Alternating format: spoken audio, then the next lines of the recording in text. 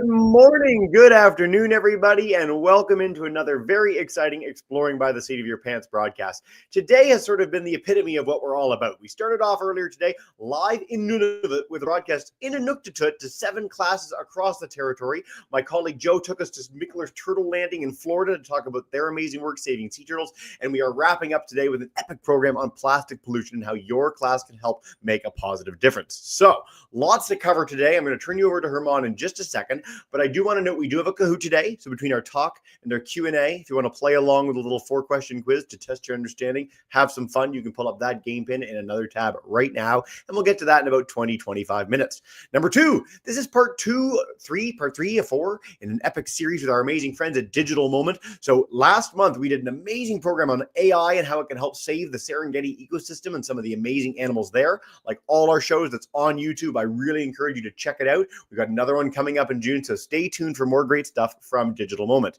But most importantly, before I turn you over to talk about trash trackers and using data to help curb plastic pollution, I want to note today is very interactive. Herman is the best. He's going to ask you a whole bunch of questions in the middle of the program, so teachers in StreamYard, have your fingers at the ready to answer all sorts of things in the chat, whether you're live on StreamYard, anything. We look so very forward to your participation. It always makes it a wild ride. Now, I'm going to zip my lip. There's a lot to cover today. So, Herman, thank you so much for joining us today, and welcome to the broadcast, man. Hello, everybody. Thank you for having me here. It's so much fun to be once again with Exploring the Seat of Your Pants. And I just want to talk to you about this topic. We're going to learn, we're going to think, we're going to reflect a lot, and I want to hear your opinions. Who are we? We're Digital Moment. We're a Canadian nonprofit company. And what we do is that we teach youth and teachers all over the country about digital literacy. How can we do different things with digital technologies? So it's really exciting. Today, what we're trying to cover is called trash trackers. So we're going to talk about plastic pollution, but we're going to present that in the scheme of data. How can we better understand the problem by using data? How can data help governments, organizations, and individuals be part of the solution? We're going to explore that. You can ask questions at any moment on the chat if you want. And as Jesse said, I'll be asking many questions throughout the session. I want to hear from you. You can unmute, you can put it in the chat. Let's make this interactive. Let's make this happen. As Jesse said, this is part of our Digital 2030 Challenge, and this is a place where we discuss the Sustainable Development Goals and different things that we can learn from them, and how can we be part of this process. Let's get started. So the first thing is, what are we doing today? Let's check what are we learning. What are the things that we're trying to tackle? The first one is called, what is the plastic? Where is the plastic? Where is the plastic in our lives? In our home, in our neighborhood, in our supermarket. We're going to try and find the places where the plastic lives within one specific slide. And that's going to help us think about the different ways that sometimes we don't consider that plastic is present in our lives. The other one is that we like to be storytellers. We want to share stories that are powerful and profound so we can make a difference in the world. How can we use data to tell a story? We're going to do a search and find and learn and explore. Then we're going to see that when we're talking about these problems, we bring big numbers. And they pose a problem because big numbers are hard to understand, they're hard to comprehend, they're hard to relate to. We're going to see examples and we're going to see ways that we can use to interpret things with big numbers. I'm going to leave you homework with big numbers, so be prepared. It's fun homework. The other one, after we see all these problems, we learn how to tell a story. Do we have any hope? What is being done and how can we help? And that's all that we're seeing today. Lots of material, fun, exciting, and I'm asking you to please collaborate with me so we can learn together, so we can share ideas, and you can tell me crazy ideas, you can tell me very insightful ideas. As long as you share, we're all happy, we're all learning. The first thing is that we're going to play a game that is called Plastic Detectives. I'm going to put an image on the screen, and what we need to do on the chat and muting yourselves on the stream, you're going to tell me what plastic items do you see in this image. Okay. I hope everybody's ready. Hold on to Ready. your because we're going to get going right now. And here we are. This is the image. I want you to tell me we see this person that is at a grocery store or a market doing some shopping. Where is the plastic here? We see bottles. Perfect. So the plastic bottles. We Yep. have plastic bottles. I'm trying to see what else do we have. Shopping basket. Nice. Perfect. And plastic bottles also from the stream. Today I'm in the stream also. Yay. Water bottles. That is great. So we're finding things like the shopping basket, the plastic bottles, all the containers. Yeah. So some of the containers, most of the containers, the bread bags, you guys are too good. You're supposed to struggle with some of these. Yeah. The things, yeah, grade three says the things holding the bread. Yeah. These things, I call them the thingies. I don't know what is the name of that, but it's what is holding the bag, correct? Toothpaste container. That's very good. We're Yeah. thinking a little bit deeper. Does that container is made of plastic? Mine is. So good guess. We have packaging, juice bottles. Oh boy, this is everywhere. They know Every everything. I know. Yogurt. What is the yogurt? I want yogurt. But yes, they contain plastic. Let's take a look and see what I had planned. You already revealed, I will say 90% of it. Let's go with my script. Let's assume we didn't find anything or everything. We found the obvious ones. The plastic bottles, you said it right away. The packaging, you said it right away. Containers, you said it right away. So many things. I see also all the caps. So good. So we have all these are the basic, the easy ones. Let's try and see what else can be there. There are some that might be not so obvious. Let me go back to the main image. You did a great job. I want you to force yourself to start thinking, oh boy, Herman is saying that there's more plastic here. Where can there be more plastic? Let's see. If we take another look, different kind of look. You guys did an amazing job. So Herman, as you know from the last time, but especially in this broadcast, like these are some like most on the ball classes. Soles and toes of shoes.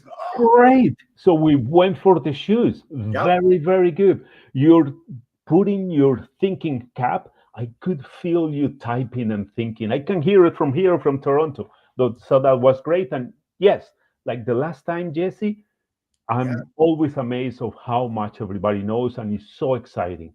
The signs on the grocery display. Yep. Yes, very good. Sometimes there are stickers, sometimes there are plastic signs. Really good.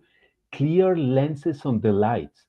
You guys are amazing. This is what I like the most is that when we have time and we Yep. start thinking a little bit deeper, we get there. And Jennifer, bravo, polyester clothes.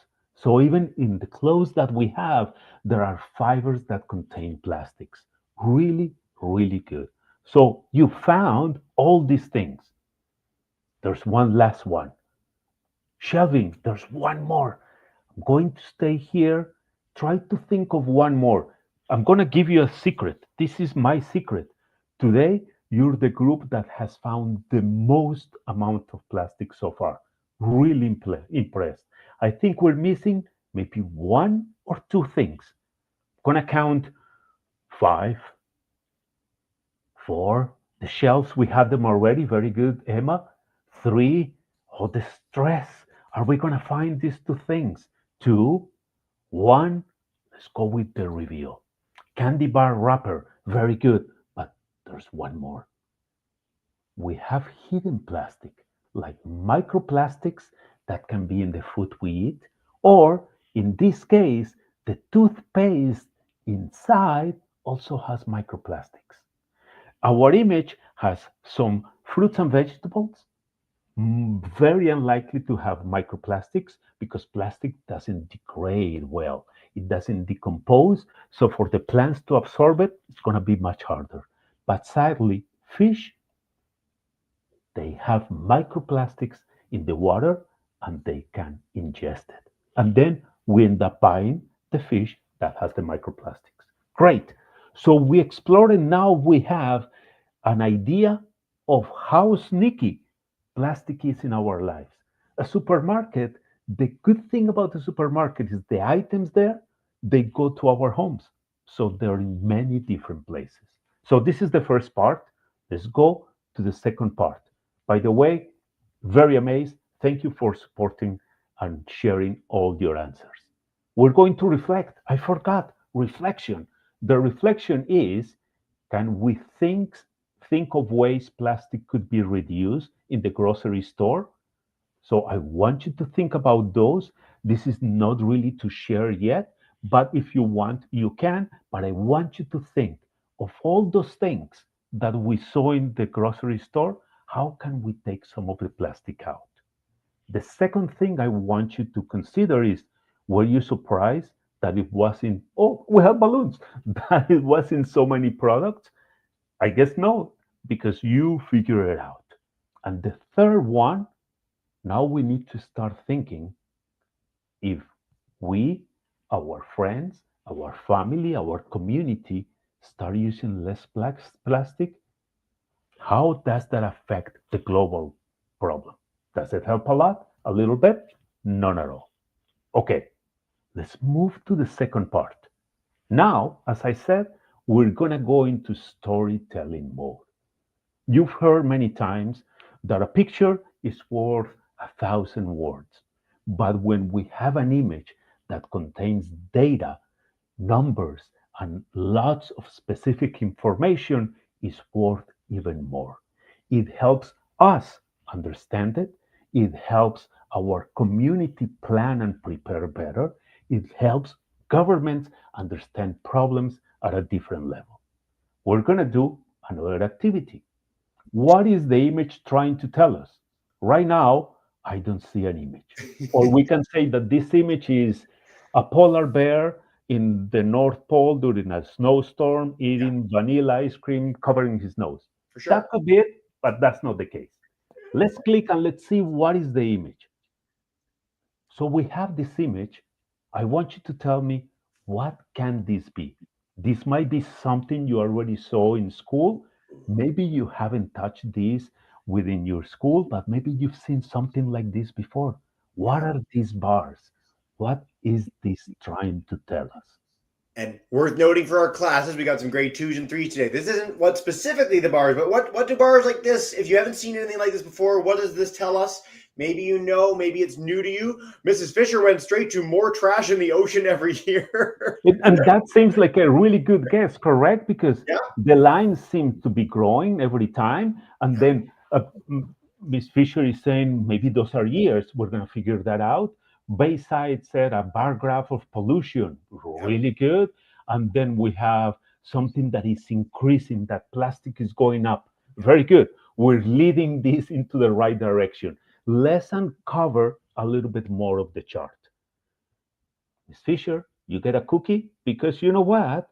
We have that indeed these are years starting from 1960 to 2015. Very good. Global warming, we have somebody else saying something that is increasing. Yes, thank you, Jesse. We always need to I'm reach just out to our kidding. lawyers. Oh, Okay, God. so we have this, and as we see something that is increasing over time, let's open it a little bit more. Now we're getting numbers, big numbers, from 5 million to 40 million. So now we can say, you know what? Maybe it's not somebody's height because I don't know anybody being measured in million millimeters. I don't know, not even. But then we need to start thinking, what can it be? You can keep putting your guesses, going to reveal a little bit more. Oh, this one is a big one. It says it's plastic waste management from 1960 to 2015. So the way that the government of the United States is managing plastic within the country over those years. What are they doing with the plastic? And then we have disposed. That was very interesting. We have amount of plastic used and disposed. We have four categories.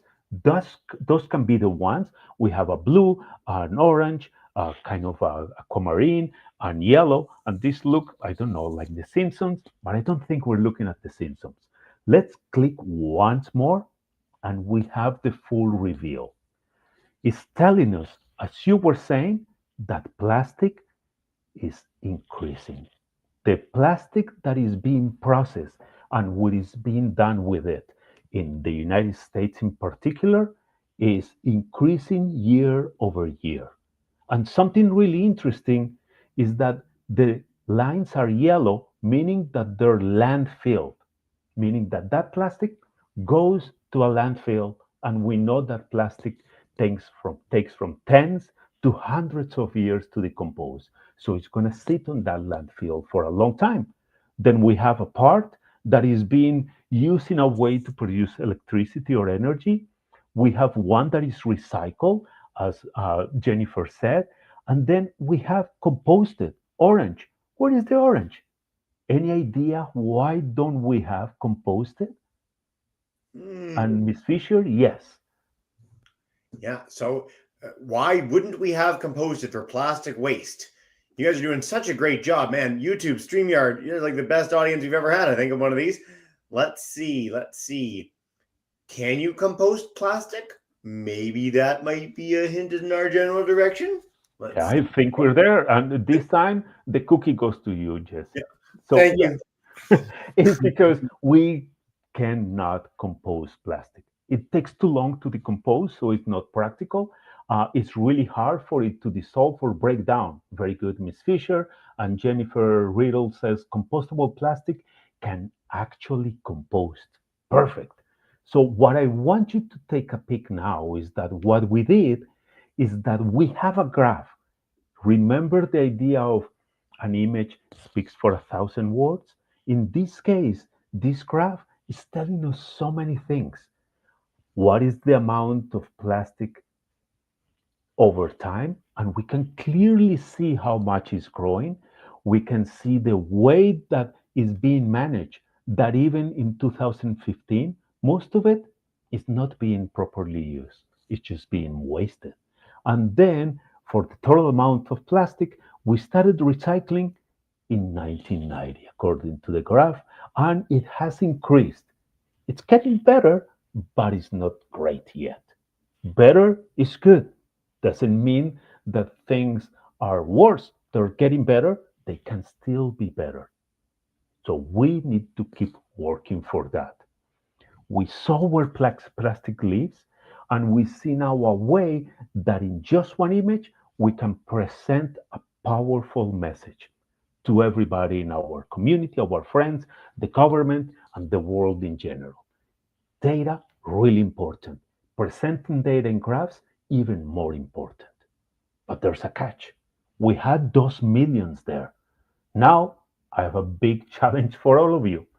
Can anybody tell me how do we read this number? If I put my hair like this and it's not 15, 16, 17, 18, 19, 20, how will you read this as just one number? I'm going to challenge Jesse to read this number. I'm being Uh, super mean. We didn't plan this. okay, I'm gonna put it. No, we didn't plan this. Give me 1 second here. Okay, we got 151,617,181,920. That is great. That is perfect. Now, the question for everybody, thank you, Jesse. That was really good. What else do you know that is this big? What is 151 billion? What do we have? Is it enough cookies? Is it the number of people in the world? Is it the number of stars? Is it the number of grain of sand?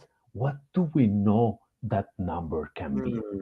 It's a pretty big number. I know, like my mind goes to cells in the body, but I know it's more than that. I know it's way more grains of sand on beaches. There's way more stars than that. So it's like a huge, ridiculous number, but not like astronomically huge. Let's see. We got pounds of trash on Earth. Very cool. Great. These are great ideas. And how much trash in kilograms in the landfill in a year? This is what we can call a trick question. And we have Jennifer says, was that how much plastic in the last chart? It wasn't. This is the trick question because We don't have an answer for this specific number of what this is, but it can help us think of what is this number? Can we understand this number? How can we have an impact with such big numbers? I'm going to give you three big numbers, and then we're going to see if we can understand, comprehend, and explain them. One of them is, what is the global plastic production per year? Approximate 350 million tons. Okay, seems huge. I don't know what that is. The second one, plastic as waste per year, 82 million tons. So the world produces 350. Every year we have waste of about 82 million. And of that, 1.7 million tons goes into the ocean. The first question is, how much is a ton? Who can tell me how much is a ton? Does anyone know offhand? This is a big question. I don't know if I would have known this in the age when I was our grades or classes today, but how much is a ton? I will give you a hint for this. So we've talked about leatherback turtles, which get to weigh about a ton, and I always use them in the same capacity, which is that all you kids together in one of your classes probably don't weigh a ton. So one turtle or one ton outweighs all of you in your grade 2 through 4 classrooms, which is kind of cool. That is incredible. Miss Fisher, 2,000 pounds. Great. And Jennifer Riddle is at 20,000 pounds. So it's 2,000 pounds or 1,000 kilos. That's great. That gives us an idea. But then what I want to do, and this is where your homework is going to come in order to understand the problem a little bit better, is that I'm going to give you some ways to better understand these numbers, and I'll give you a challenge at the end. So we can say global plastic pollution is 350 million tons. Big number. I don't have a good way to relate that to anything I know. Let's make it relatable. To make it relatable, we can use things the same way that Jesse uses the turtle. We can say elephants. We have an idea how big an elephant is. Elephants, they have different weights from about 3 to 7 tons, depending on the type of elephant. But then we can say 58 million elephants. I cannot fit those in my house for sure.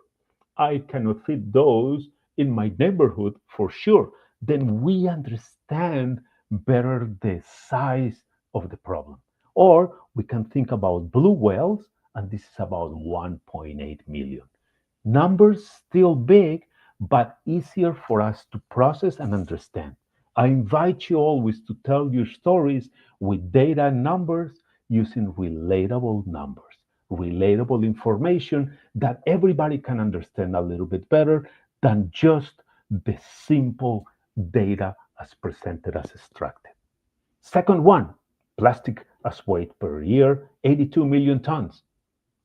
Are we going to have elephants? Yes. 13 million elephants. That's a lot of elephants. And this one, a new measure that might help us because this we can see a little bit closer in our environment, 11 million garbage trucks full of plastic.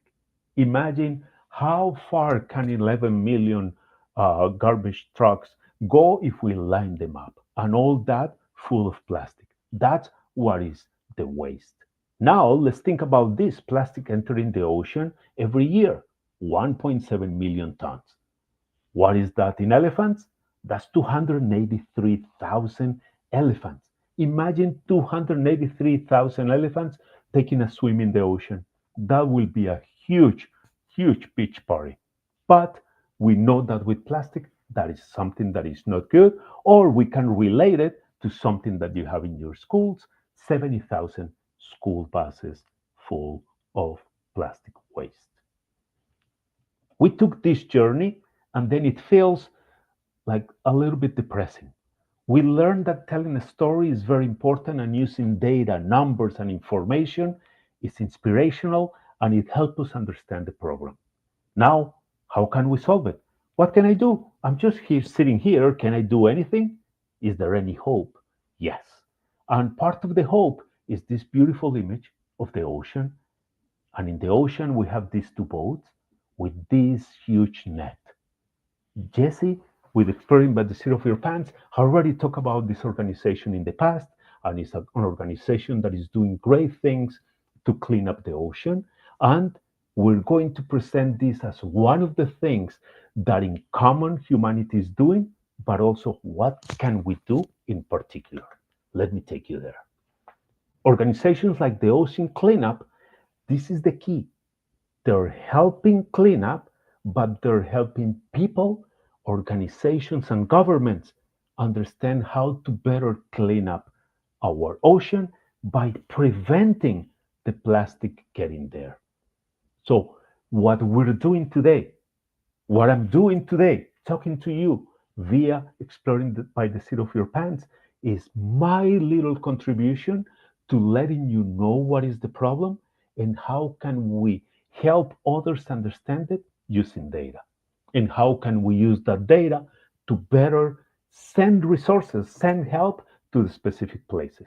If I have $100, how can I make the most of this $100 to solve the problem? And you might be saying, but I'm in grade 3. What am I going to do? This is too much. Then one of the ideas is by attending this session, you're learning more about this. You can share this with your parents, with your friends. The more people know, the bigger the group trying to solve it is. But also, there's something that we also did in the past one, and is becoming a citizen scientist. And for the ocean cleanup, then there's a place that they have here where if you're close to a river using an app, maybe as a classroom activity, you can track the amount of plastic that you see in the river. Or if you're lucky enough to be close to the ocean, you can also do this with the ocean. There are many more organizations where you can do this type of work. And now, what we're going to do is before I end, I want to go and give you my homework. What is the homework? Is that we were exploring different ways to come up with relatable numbers. And so far, we talk about elephants, about whales, buses, and garbage trucks. What I would like you to do in your classroom is to try and figure out how many of you are these numbers. It can be you, individual you, or average how much each one of you weighs in your classroom and say, this is how many of us will be 1.7 million tons. How many of us will be 82 million tons? And how many of us, or how many of me, will be 350 million tons? I hope that you end up having hope about what we're seeing and you get to explore, play, and participate. Thank you so much. Thank you, Exploring by the Seat of Your Pants, and I hope to see you in the next one. I can't wait to have our classes back. This is one of the best audiences we've ever had. And truly, if you do that challenge as a class, you have the feedback form we send you at the end of the broadcast. We'd love to see your answers. We'll pass them along to Herman and the Digital Moment team. So please do, if you're keen to do that. Lots of more fun to be had. Now, before we dive in with questions with all you amazing classes, both live and on YouTube, we are going to do our Kahoot together. So test some understanding, have some fun. And then we are going to dive in with Q&A. Mr. Alston's class, you guys are going to be first, Bayside, Mrs. Fisher, and our YouTubers. Now, Herman, you know this well, and I think our classes are pretty on the ball too. But the faster you answer, the more points you get. And what you win is Herman and I's everlasting respect and maybe a cookie, but you'll have to talk to your parents after. Cookies non-binding. We're going to start with this in just a second. And I've also passed along the Ocean Cleanup link in the StreamYard and YouTube chat. It's an amazing organization. We've partnered with them before. They do some really, really special stuff. So do check them out when you're done as well. But here we go. Okay. 3, 2, 1, and we're off. Question 1. Most plastic waste ends up where? We had that beautiful chart earlier. Is it composted? Is it in a landfill? Is it recycled? Or is it combusted with energy recovery, which just sounds fun? Might be the wrong answer, but it sounds very cool. And this picture does give it away a little bit. Maybe any of you ever seen one of these places? I've seen one of these places. It's quite the sight. We produce a lot of trash as people, and most of it does end up, yes, in a landfill. You guys did a really good job in that. Sort of underscores why all this work is so important. Soaring Dingo has our lead, Herman. I'm talking too much, so I'll let you give us a hint in the second one. How much plastic waste is produced per year? And I've used it with our analogy of garbage trucks. Do you want to give us any hints for this? For this one, so we're talking produced. Remember, we have three numbers. We have produce, we have waste, and then ocean. So it might be at the top. That means that it might be the largest one. Which one? Ooh, look at the mix. Yeah, 11 million garbage trucks full. That's a lot of garbage trucks. Oof. That Yeah. is, we're producing a lot of plastic. Think about all the plastic you use, or I was at that grocery store, and think about every other person in the world. Again, this is why this is such a big issue. It's why so many groups and people are working on this. Now, I really like this question. I like adding this in all our plastic presentations because it's a big miscommunication. Now, if it says recyclable, that's one thing. But if you see that symbol, just the three arrows together, when I was a boy, I was taught something about this that I've learned is wrong. It's very important that we know this when we think about plastic. Let's see what our audience says, Herman. So most of you thought true, and the answer is false. So when I was a boy, it used to be reduce, reuse, recycle. That logo can be used in all number of ways on different kinds of plastic now. Its use has been taken over by people that are trying to maybe convince you that things are recyclable when they're not. So that really does change our leaderboard a lot. So just be mindful when you're buying products. If you see that symbol, it does not necessarily mean that you can throw it in the recycling bin. All right. True or false? This is our central message of the whole program. So I hope you all get this right. Even as a young person, the changes you make in your life can help decrease plastic pollution. Is this true or false? True. True. Yeah, of course.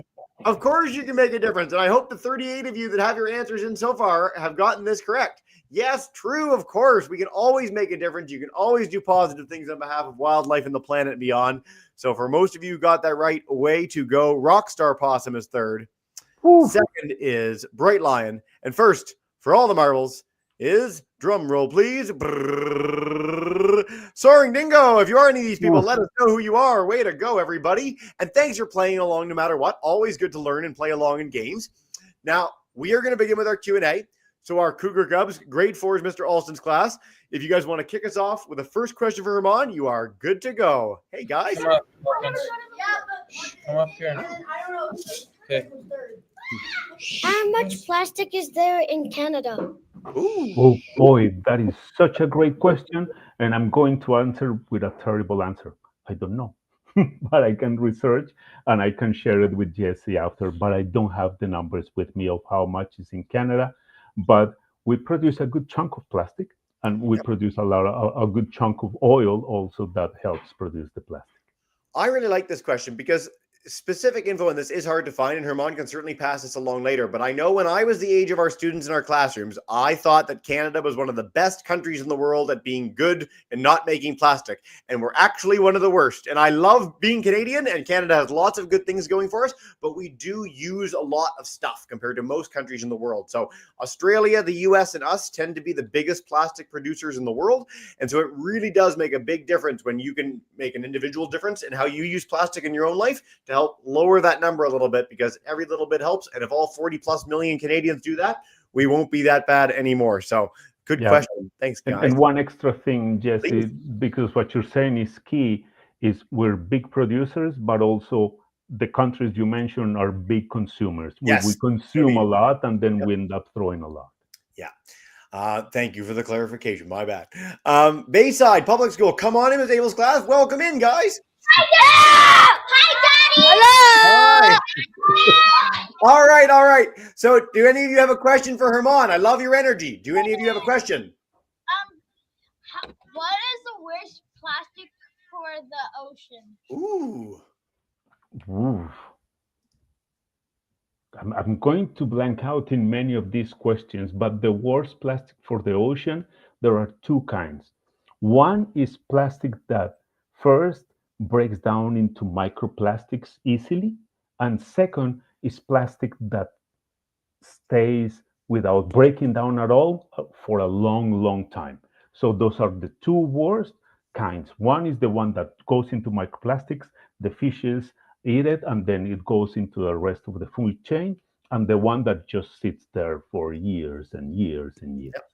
it's really, I love this question because we get this a lot in a lot of our broadcasts. And so, yes, you obviously don't want to have a big piece of plastic that something can literally get trapped in and die, like a fish getting caught in a bottle or a net that's left out. We've talked about that in our broadcast. But on the microplastic note, like little tiny plastics, when we do surveys of fish and animals in like the Great Lakes and the oceans, pretty much everything has plastic in it now, which is really amazing that we produce that much plastic and put it in the waters, that almost everything that swims and eats and drinks in the water has plastic in it.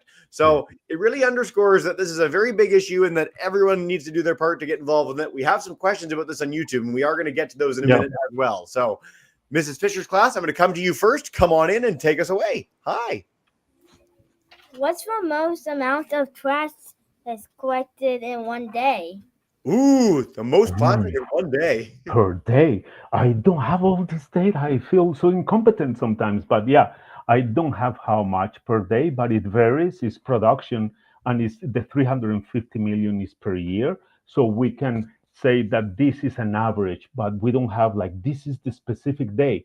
But I'm going to tell you something that I want you to think about.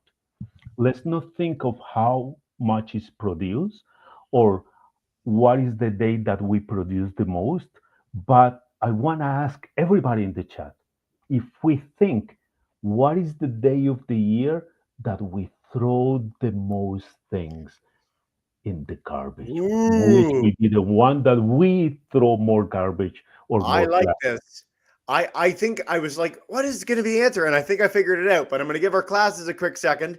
And then once you've answered this question, there's so many questions that link together with something that I want to share all at once that I'm not sure if you even know about, but it's one of my favorite things in all of science and conservation.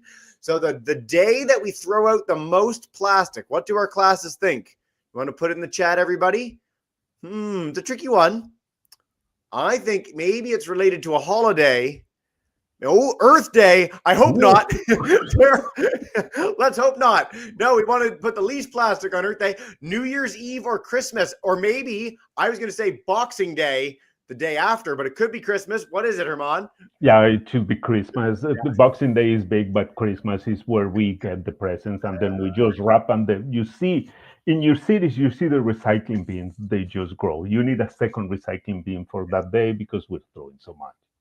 So we've got a variety of questions that I want to link in together with something, because we've got a question, some fantastic ones from YouTube. How does plastic wind up in the water from Miss Riddle's class? Xander and Miss Wilson's class wants to know how we can help. And so we'll talk about some of the things you can do as a class to help in a second. But a lot of our plastic ends up in the water, and I like to harp on this, through rivers and streams. It's not that we're just going out in a boat and chucking our thing in the ocean. It's that we throw a can and it trickles down, and maybe it's in a forest, and it ends up in a stream that goes to a river that ends up in an ocean. And so all water on this planet is connected in some fashion. And so I really encourage all our classes, look up Mr. Trash Wheel. So this is in the Baltimore Harbor. There's many of these in the world now, but basically what they do to help prevent a lot of that plastic from getting to the ocean is put something that catches it in the river before it makes it to the ocean. And it just funnels all the plastic to a big garbage bin that gets taken away, just like our regular garbage bins.